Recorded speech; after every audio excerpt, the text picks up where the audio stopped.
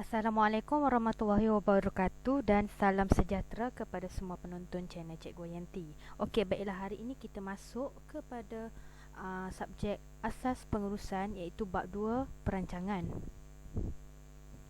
Sebelum kita meneruskan dengan lebih lanjut lagi, okey, kita terus pergi kepada definisi perancangan.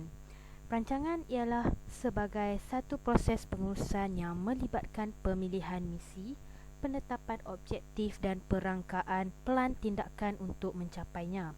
Pada masa yang sama, perancangan melibatkan proses pembuatan keputusan, iaitu membuat pilihan ke atas pelan tindakan. Jadi sebelum kita ingin meneruskan apa matlamat kita, iaitu dalam organisasi kita sendiri, kita perlu buat perancangan yang lebih teliti untuk memastikan apa yang kita ingin lakukan dekat dalam organisasi kita dapat dicapai. Jadi perancangan ini melibatkan aktiviti menganalisis persekitaran untuk mengenal pasti kekuatan, kelemahan, peluang dan ancaman, iaitu menurut SWOT.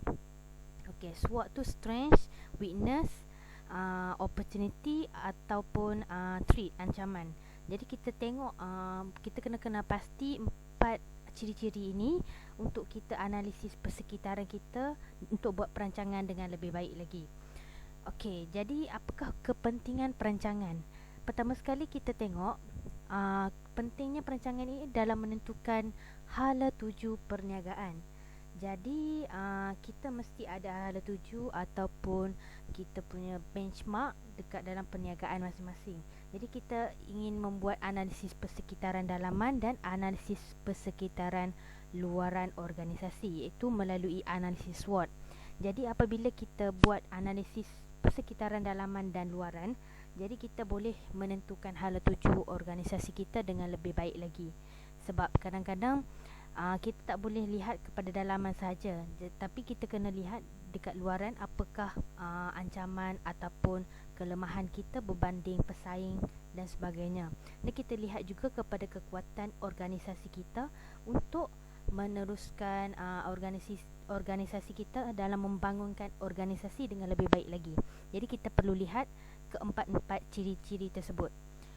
Kedua, menyelaraskan sumber, di mana kita ingin mengenal pasti jenis dan kuantiti sumber yang diperlukan dan mengagihkan sumber tersebut secara cekap. Sebabnya sumber ni lebih kepada bahan mentah ataupun bahan yang kita gunakan untuk menghasilkan produk kita. Jadi macam mana kita nak selaraskan sumber-sumber kita untuk digunakan secara cekap dan berkesan, supaya tiada berlakunya pembaziran ataupun tiada berlakunya kecekapan. So kita perlu selaraskan dengan lebih baik lagi lah. Dan ketiga, mengukur prestasi. Okey, matlamat yang ditetapkan boleh dijadikan sebagai pengukur untuk menilai pencapaian perniagaan dari semasa ke semasa dan sebagai garis penamat dalam aktiviti organisasi. So apabila kita dah tentukan hala tuju kita, kita dah selaraskan sumber-sumber kita dan kita boleh ukur prestasi kita. Di dalam perancangan ni kita boleh ukur prestasi kita dari semasa ke semasa. Adakah kita ni dapat capai apa yang kita nak tuju, apa yang kita telah tentukan dekat dalam organisasi kita, sama ada kita boleh capai, kita boleh jadi lebih baik daripada pesaing-pesaing kita dan sebagainya. Jadi pentingnya untuk kita mengukur prestasi. Keempat, garis panduan dalam pembuatan keputusan, iaitu perancangan strategik sebagai panduan ataupun asas untuk membuat keputusan selaras dengan matlamat yang ingin dicapai. Jadi apabila kita buat perancangan, dia dijadikan sebagai garis panduan dalam kita membuat keputusan. Di mana kalau kita apa-apa pun kita nak buat keputusan, kita tak boleh melulu ataupun kita tak boleh tanpa ada sesuatu guideline, iaitu garis panduan kita lah. Apabila kita buat perancangan ni, kita boleh rujuk dan kita boleh tentukan apakah tindakan yang perlu kita buat dalam apa-apa masalah yang berlaku dekat dalam organisasi kita. Okey, so yang kelima pula adalah tindakan pembaikan, di mana pemantauan dengan membuat perbandingan antara pencapaian sebenar dengan perancangan. So kalau kita buat perbandingan prestasi kita daripada masa sebelum ni, pencapaian yang sebenar dengan apa yang kita target, so kita akan lihat dekat situ apa kekurangan ataupun kebaikan yang kita dah capai, apakah yang perlu ditambah baik. Dekat situ kita akan buat tindakan pembaikan jikalau ada yang kekurangan lah. Okey, sekiranya gagal, kena pasti kekurangannya wujud serta punca berlakunya kekurangan dan kita perlu ambil tindakan pembetulan. Okey, ketiga kita lihat pula kepada proses perancangan. So kat sini ada 5 proses perancangan di mana kita lihat dekat dalam carta alih ni. Pertama sekali menentukan matlamat dan objektif, di mana kita perlu tentukan apa yang kita ingin capai dekat dalam organisasi kita. Kedua, kita perlu menganalisis persekitaran perniagaan, sama ada dalaman ataupun luaran. So apabila kita menganalisis persekitaran dalaman dan luaran, kita boleh melakukan perancangan dengan lebih baik lagi lah. Ketiga, membentuk alternatif tindakan, di mana alternatif tindakan yang kita buat tu kita perlu selarikan dengan kita punya matlamat dan objektif lah. Orang kata lebih kepada langkah-langkah kita lah, apakah yang kita nak buat. So kita akan pastikan perkara tersebut selari dengan matlamat dan objektif, serta kita perlu lihat juga kepada analisis persekitaran dalaman dan luaran menurut analisis SWOT.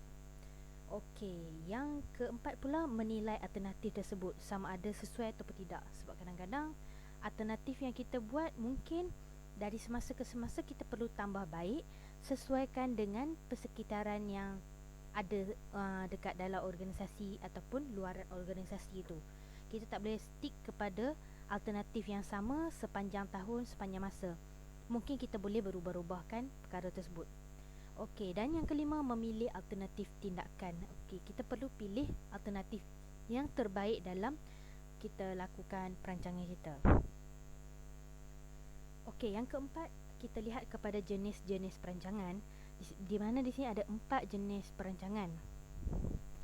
Pertama ialah perancangan strategik, di mana perancangan strategik adalah rancangan menyeluruh yang menetapkan hala tuju penting bagi organisasi, merangkumi visi, misi dan objektif VMO, strategik, taktik, dasar ataupun polisi, prosedur dan standard. So ni dia lebih kepada hala tuju yang memang kita letakkan sebagai benchmark kita yang strategi yang perlu kita capai dalam tempoh tahun tersebut lah. Ianya ditetapkan oleh pengurusan peringkat atasan. Okey, apabila peringkat atasan ni dah tentukan kita punya perancangan strategik, jadi peringkat bawahan ataupun pelaksana akan mengikut apa yang telah ditetapkan oleh peringkat atasan. Serta ianya adalah merupakan rancangan jangka panjang tentang cara untuk mencapai kelangsungan organisasi. So dia rancangan jangka panjang lah. Dia tak adalah kita hanya fokus kepada tahun tersebut sahaja, tetapi tahun-tahun akan datang kita nak pastikan visi, misi dan objektif tersebut dapat dicapai. Okey, yang kedua, perancangan taktikal. Perancangan taktikal ni adalah cara ataupun langkah yang digunakan untuk mencapai strategi yang telah ditetapkan. So, tadi kita ada buat perancangan strategi yang perlu dicapai dalam jangka masa yang panjang. Okey, jadi apabila perkara tersebut kita ambil dan kita lihat pula kepada cara ataupun langkah di dalam perancangan taktikal untuk kita capai perancangan strategi itu tadi. So, ianya dibentuk oleh pengurusan peringkat pertengahan, menterjemahkan rancangan strategi oleh pengurusan peringkat atasan. So, yang pertengahan ni dia lebih kepada diterjemahkan balik apa yang diinginkan oleh peringkat atasan, di mana peringkat atasan ni dia ingin capai sesuatu perancangan strategi itu, tetapi perancangan yang lebih lanjut lagi ditentukan oleh peringkat pertengahan.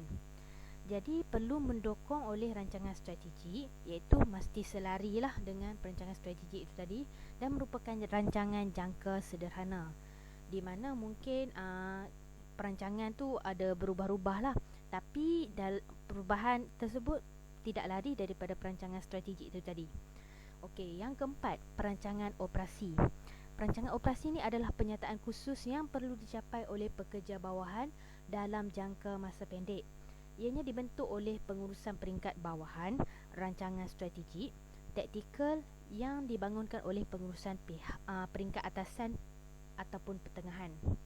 So, ianya lebih kepada pekerja bawahan, di mana pekerja bawahan ni adalah merupakan golongan pelaksana terhadap perancangan ataupun misi visi yang ingin dicapai oleh organisasi itu. Jadi perancangan operasi ni lebih kepada pelaksanaan dia lah. So ianya mendukung perancangan strategi ataupun taktikal yang dibangunkan oleh peringkat atasan ataupun pertengahan itu tadilah. Okey, yang keempat, perancangan kontingensi, di mana perancangan ini adalah untuk membuat plan kecemasan untuk sesuatu perkara yang tidak diduga atau tidak diingini, sebagai plan persediaan bagi mencegah kegagalan.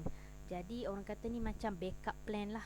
Kalau macam kita buat perancangan, kita ada strategi kita dalam membangunkan organisasi, dalam masa yang sama kita perlu sediakan backup plan andai kata ada berlakunya kecemasan ataupun perkara yang tidak diingini berlaku. Dan perkara ini menentukan potensi risiko adalah salah satu aspek yang paling penting dalam plan luar jangka. Okey, kita kadang-kadang kita tak boleh nak jangka perkara buruk yang bakal berlaku dekat organisasi kita. Jadi sebab tu kita perlu lakukan plan yang backup lah untuk kita atasi perkara tersebut. Dan ini akan menjadi satu petanda aras untuk semua proses, dan anda perlu untuk menentukan risiko yang unik kepada organisasi. Terdapat banyak kemungkinan risiko perniagaan boleh hadapi. Okey, jadi tadi kita tengok perancangan strategi dilaksanakan oleh peringkat atasan, perancangan taktikal dilaksanakan oleh peringkat pertengahan, perancangan operasi dilaksanakan oleh pekerja bawahan, dan kontingensi adalah plan backup untuk atasi andai kata ada perkara-perkara yang tidak diingini berlaku. Okey, sekian saja daripada cikgu. Diharap agar anda semua dapat memahami apa yang telah disampaikan. Sekian, wabillahi taufiq wa hidayah. Wassalamualaikum warahmatullahi wabarakatuh.